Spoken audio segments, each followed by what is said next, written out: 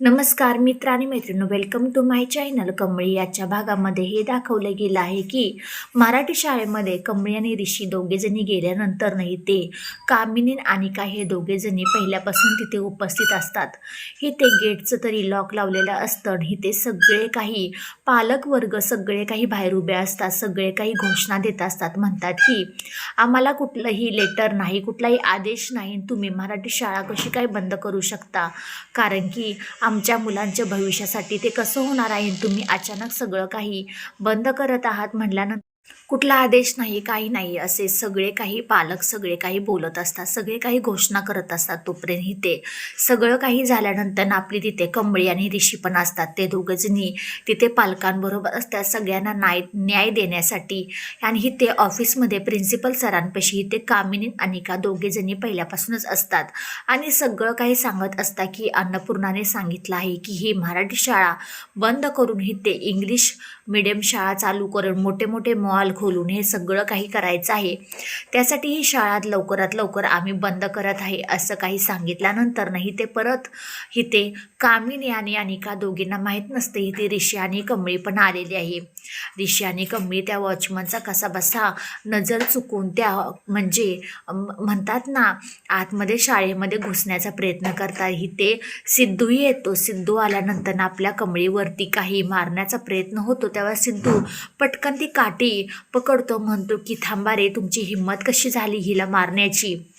असं काही झाल्यानंतर अनिकाला कळतं की इथे पर ऋषी आणि कमळी पण आलेली आहे. तेव्हा ती म्हणते की ग्रॅनी आजी, तुला माहिती आहे का, ती गावछाप आणि ऋषी पण इथे आले आहे, आपण आता काय करायचं, आपलं सध्या इथे येणारच ना. असं काही झाल्यानंतर इथे परत इथे अन्नपूर्णासुद्धा येते. अन्नपूर्णा म्हणते काय झालं कमळी, अहो बघा ना आजी, आम्ही इथे आलो होतो आणि आम्हाला कळतंय की ही मराठी शाळा बंद करत आहे तुम्ही म्हणून. अन्नपूर्णा म्हणते नाही ग, मी तरी काही तसलं काही सांगितलेलंच नाही आहे. तोपर्यंत कामिनी जशी अन्नपूर्णाला बघते ती तशी एकदम काटेरी वाट्यामधून एकदम जंगलातून एकदम तिचा रस्ता शोधत असते, कारण की तिथे पटकन सिद्धू जातो. म्हणतो काय होगा कामिनी मॅडम, तुम्हाला काय वाटलं, तुम्हाला कोणीही बघणार नाही का, आणि सगळं काही तुमचं ना आत्ताच्या आत्ता सगळं काही बाहेर निघेल, थांबावं जराशी. हे सगळं काही बोलत असताना अनिका तिथे येते. म्हणते काय ग ग्रॅनी आजी, तो एवढा बोलत आहे, काय ग त्याचं तू ऐकून घेत आहेस. तोपर्यंत कामिनी म्हणते की अगं ऐकून कुठे घेते त्याचं तू, मी बोलतेस ना त्याला, काय बोलते तू, वेडीबिडी झालीस का काय तू.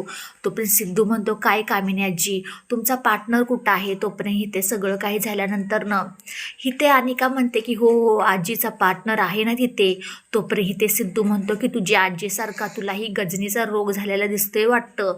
तोपर्यंत असं काही झाल्यानंतर सिद्धू भयानक असा त्या दोघींना हाताला धरून अन्नपूर्णाच्या समोर उभा करतो. ते शाळेमध्ये गेल्यानंतर कमळी म्हणते काय ग, तू तर आता सध्या तरी इंग्लिशच्या ह्याच्यामध्ये वाहत गेली आहे, चांगली गोष्ट आहे इंग्लिश यावी, पण त्याच्याबरोबर मराठी येणं सुद्धा महत्त्वाचं आहे ना.